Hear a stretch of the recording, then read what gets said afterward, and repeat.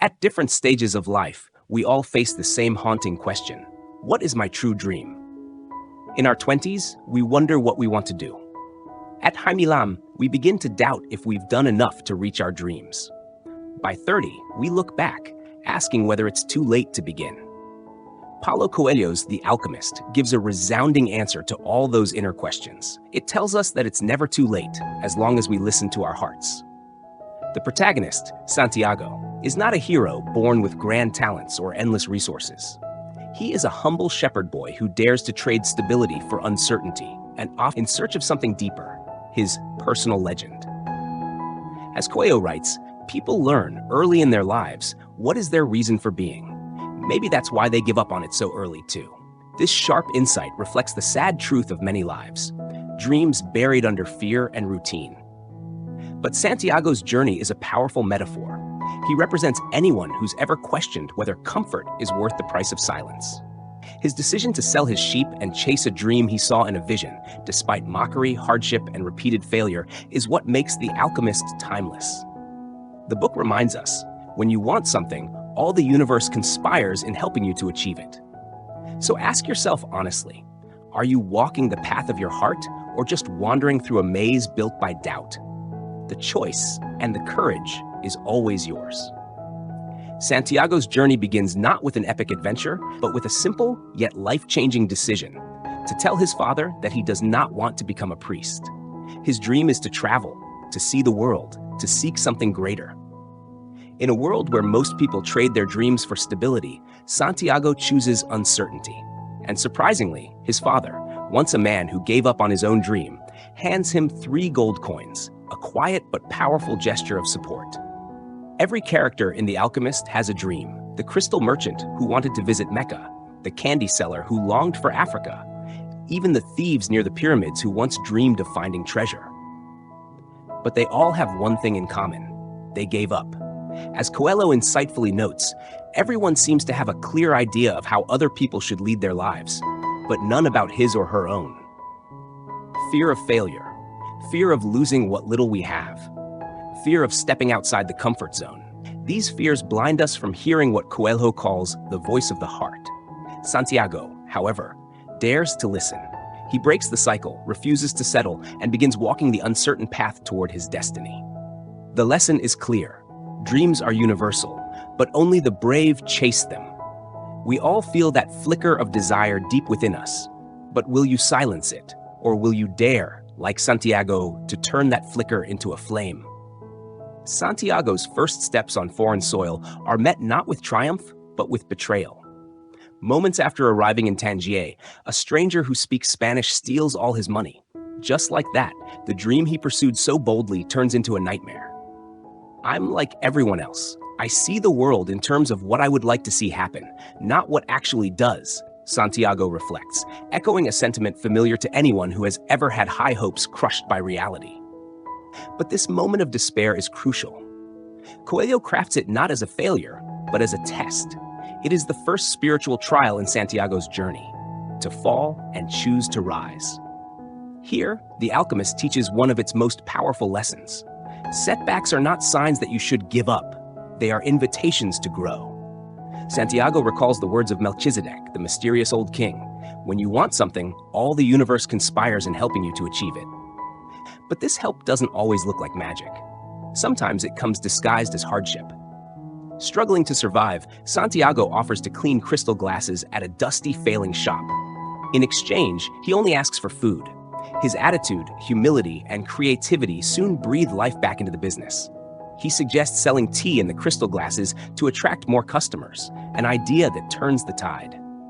Through this, Coelho shows us that dreams are built not only on bold leaps, but on quiet persistence. Over the next year, Santiago earns enough to return home or continue to Egypt. He's grown, not just in wealth, but in wisdom. He's learned Arabic, business skills, and most importantly, patience. This phase of his journey reminds us, even when we take a detour, we are still moving forward if we stay true to our purpose. Too often, we mistake delays for denial. But as Coelho writes, the secret of life, though, is to fall 7 times and to get up 8 times. Santiago's time in the crystal shop is not a failure, it's preparation.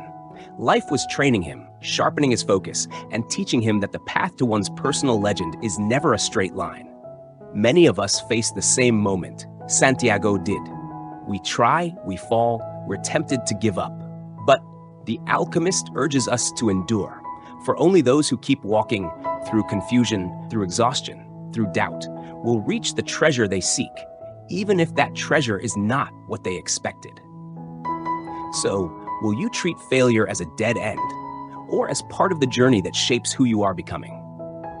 After a year of working in the crystal shop, Santiago is finally at a crossroads. He has money, comfort, and even the opportunity to return to Spain and buy back his flock of sheep. But he also has a choice. Retreat to a life he already knows, or continue chasing the uncertain dream of treasure hidden beneath the sands of Egypt. This is the moment the alchemist confronts one of life's harshest truths. Comfort is often the enemy of destiny. People are afraid to pursue their most important dreams because they feel they don't deserve them, says the alchemist later in the book, or because they are afraid they'll be unable to achieve them. Santiago's dilemma mirrors that fear perfectly. It's not just a question of logistics or resources, it's a test of faith. He ultimately chooses to move forward. That decision, in itself, is a triumph. Because as Coelho writes, there is only one thing that makes a dream impossible to achieve: the fear of failure. With new resolve, Santiago joins a caravan crossing the Sahara Desert. Along the way, he meets an Englishman who introduces him to the concept of alchemy, not just as a literal transformation of metal, but as a metaphor for personal transformation. To realize one's destiny is a person's only obligation, the Englishman tells him. It's a powerful idea. Your duty to yourself is not security, but becoming. The alchemist took in The desert journey is slow and perilous. Tribal wars erupt, the heat is unbearable. The threat of death is ever present. Yet Santiago starts to listen, not with his ears, but with his heart. He begins to understand that life speaks a universal language, and when you're aligned with your true purpose, signs will appear. In this stretch of his journey, Santiago learns to observe, to trust intuition, and to remain open to unexpected teachers. The desert, once feared, becomes a classroom. Coelho writes, "When you are on the right path, signs will appear. But those signs are only visible to those who dare to look beyond fear, beyond comfort." And then, in the heart of the desert, Santiago discovers something even more powerful than treasure: love. He meets Fatima at the oasis of Al-Fayoum. Her presence presents a new choice: settle down in love or continue on toward the treasure. But true love, Fatima says, will not hold you back. If you really love someone, you want them to pursue their dreams, she tells him. This is yet another turning point. Love is support, not a substitute for purpose. Santiago chooses to go on. His decision speaks volumes. Real growth often demands sacrifice, and destiny, as the alchemist reminds us, favors the brave. Not just those who act, but those who keep acting, even when comfort calls louder than curiosity. The path to your personal legend is not paved with certainty. It is built on faith, on listening to the heart, and on the courage to keep going, especially when stopping seems easier. As Santiago continues his journey toward the Egyptian pyramids, the stakes grow higher.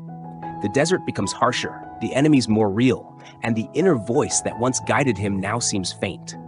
He reaches the final leg of his quest, a spiritual threshold, where the treasure is almost within sight, but only if he can survive one last trial. Ni Alchemist de Dongbovik.